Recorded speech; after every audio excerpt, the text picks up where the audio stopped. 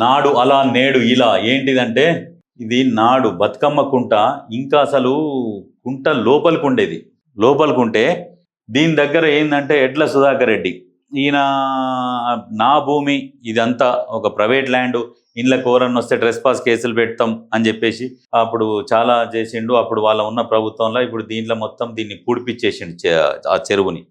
అయితే ఇప్పుడు వచ్చిన ప్రభుత్వం ఏం చేసింది, హైడ్రాతోని మళ్ళా చెరువులు ఎవరు సొంతం ఉండవు కదా, ఈ భూమి పుట్టినప్పటి నుంచే ఉంటాయి చెరువులు. కాబట్టి మాది అంటే కుదరదని హైడ్రా వాళ్ళు వచ్చేసి మళ్ళా ఏదైతే చెరువుని పూడ్చిర్రో దాన్ని మళ్ళీ వెలికి తీసి మళ్ళా పూర్వవైభవం ఇట్లా తీసుకొచ్చారు.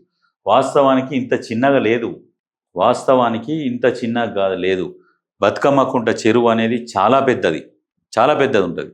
మరి దీని మీద కూడా హైడ్రా అధికారులు కరెక్ట్గా స్పందించి అందులో అక్రమ నిర్మాణాలు కూడా జరిగినాయి. చెరువులనే కట్టిరు చాలామంది. మరి ఆ నిర్మాణాలను కూల్చిర్రు అంటే పూర్తిగా ఎక్కడ కూల్చలే. మరి వాటిని ఎందుకు వదిలేసిర్రు, మరి ఇదంతా ఎందుకు? దీని మీద కూడా హైడ్రా ఇంకొకసారి పునఃపరిశీలించి ఎవరెవరైతే ఇంకా కబ్జాలలో ఉన్నారో ఆ చెరువు కబ్జాలలో వాటిని కూల్చండి. ఈ అన్నిటిని కూలిస్తే ఎవరు బాధపడరు. కొన్ని కూల్చేసి కొన్ని ఆఫ్ చేసేసి కొన్నిటికి వెసులుబాటు కల్పిస్తామంటే ప్రజలు ఊరుకోరు, క్షమించరు.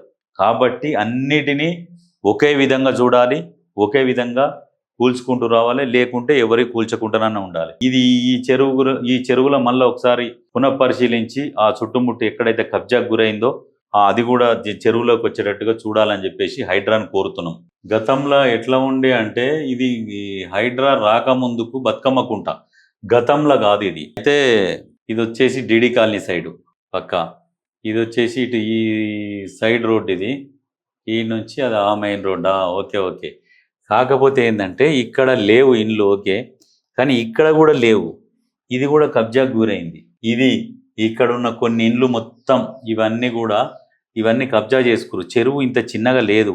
ఇప్పుడు సుందరీకరించి ఏంటంటే దీనికి చుట్టూ ఒక వలయం ఏర్పాటు చేసినట్టు చేసి కబ్జా గురైన కాడికి గురైంది, మిగతాదైతే మేము ఓపెన్ చేసినాం అన్నట్టు కాకుండా ఖచ్చితంగా ఇంకా మొత్తం ఇప్పుడు దీని ప్లాన్ వేరే ఉన్నది, దీనిది ప్లాన్ వేరే ఉన్నది.